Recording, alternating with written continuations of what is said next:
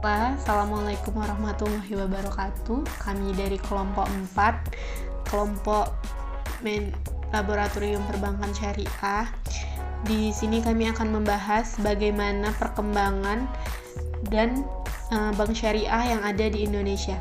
Baik, yang pertama saya akan menanyakan kepada Saudara Afrizal Bakri Hasibuan, yaitu bagaimana perkembangan bank syariah yang ada di Indonesia menurut Saudara Afrizal. Kepada Saudara Afrizal saya persilahkan. Perkembangan bank syariah di Indonesia itu menurut saya itu kini kian pesat, apalagi dengan lahirnya bank syariah baru, yaitu Bank Syariah Indonesia, hasil dari gabungan antara Bank Mandiri Syariah, Bank BNI Syariah, dan BRI Syariah. Hal ini menunjukkan perkembangan bank syariah kian meningkat. Bahkan di tengah kondisi pandemi saja, aset perbankan syariah pada Juli 2021 tumbuh sekitar 16,35% dan pembiayaan tumbuh 6,82% dan DPK tumbuh mencapai 17,98%.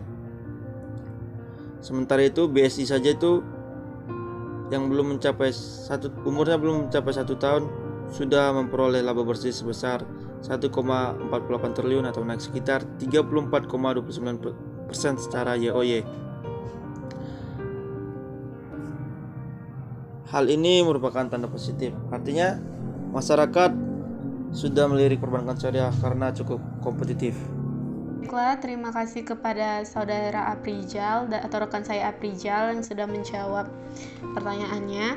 Selanjutnya di sini saya akan menanyakan kepada Saudari Agustina atau rekan saya Agustina, apa sih peran perbankan syariah di perekonomian Indonesia itu, terutama usaha mikro itu sendiri? Kepada rekan saya Agustina, saya persilakan. Baiklah, di sini saya akan menjawab pertanyaannya. Peran bank syariah di dalam perekonomian Indonesia ialah mengarahkan kegiatan ekonomi umat untuk bermuamalat secara Islam dalam sektor usaha mikro kecil dan menengah atau UMKM.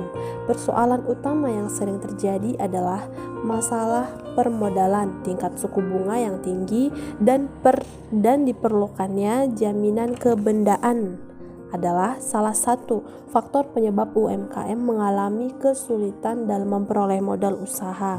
Nah, dengan adanya produk pembiayaan bagi hasil yang ditawarkan oleh bank syariah dapat membantu pertumbuhan sektor UMKM untuk bekerja secara optimal. Terima kasih. Terima kasih jawabannya rekan saya Agustina. Selanjutnya, saya akan menanyakan pertanyaan selanjutnya, itu apa yang menjadi daya saing utama bank syariah dibanding dengan perbankan konvensional? Saya kepada saudara rekan saya Indah bisa menjawab pertanyaan saya. Menurut saya yang menjadi daya saing utama bank syariah dibanding dengan bank konvensional yaitu terletak pada bank syariah, yaitu sumber pendapatan diperoleh dengan sistem bagi hasil, dan sedangkan bank konvensional sendiri menggunakan sistem bunga yang sifatnya tetap. Selain itu, bank syariah juga berinvestasi hanya pada usaha yang halal, sedangkan sistem pada bank konvensional tidak dibatasi atau bebas nilai. Terima kasih kepada rekan saya Indah atas jawabannya tentang daya saing utama perbankan syariah dengan konvensional. Selanjutnya saya ingin bertanya kepada saudara Fikri atau rekan saya Fikri, apa sih perbedaan sistem bunga dan bagi hasil? Menurut Fikri itu apa itu perbedaan sistem bunga dan bagi hasil? Kepada Fikri saya persilahkan. Baik, bismillahirrahmanirrahim. Perkenalkan, nama saya Fikri Nanda Hasibuan, NPM 190127. Nah, di mana di sini saya akan menjelaskan perbedaan sistem bunga dan sistem bagi hasil. Perlu kita ketahui bahasanya bank yang ada di Indonesia ini terdapat dua, yaitu bank konvensional, bank syariah. Nah, di mana bank konvensional itu memiliki sistem bunga. Sistem bunga ini sering kaitan dengan riba. Riba sendiri yaitu penambahan dari biaya awal pokok pinjaman sehingga pembayaran itu bertambah. Misalnya dari biaya awal pinjaman itu 1 juta, dan dimana nanti ketika pengembaliannya nanti bisa ditambah menjadi 1.100.000 maupun 1.200.000 seperti itu. Sedangkan bagi hasil yaitu pembagian keuntungan yang sistemnya berdasarkan akad kesepakatan dari awal nasabah meminjam kepada bank. Nah, dimana akan meningkatkan seiringnya keuntungan yang diperoleh oleh perusahaan. Mungkin seperti itu yang bisa saya dapatkan, lebih dan kurangnya saya mohon maaf. Baiklah, selanjutnya itu terima kasih juga kepada Fikri yang sudah menjawab perbedaan sistem bunga dan bagi hasil tadi. Selanjutnya saya ingin bertanya kepada rekan saya selanjutnya itu adalah Khairunisa. Menurut Khairunisa, bagaimana Bank Syariah menyelesaikan hutang yang tidak sanggup dibayar oleh debitur? Kepada rekan saya Khairunisa, silahkan.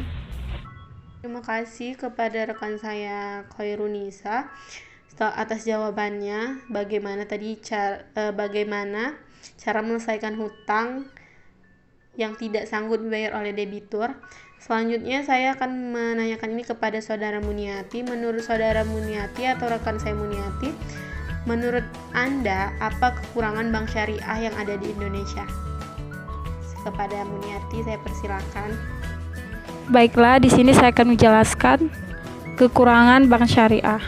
Yang pertama sekali yaitu bahwa bank dengan sistem ini terlalu berprasangka baik kepada semua nasabahnya dan berasumsi bahwa semua orang yang terlibat dalam bank Islam adalah orang-orang yang jujur. Yang kedua, sistem bagi hasil memerlukan perhitungan yang sangat rumit, terutama dalam perhitungan bagian laba yang nilai simpanannya di bank tidak tetap. Dan yang terakhir, karena bank ini membawa misi bagi hasil yang adil, maka bank Islam lebih memerlukan tenaga-tenaga profesional yang andal daripada bank konvensional.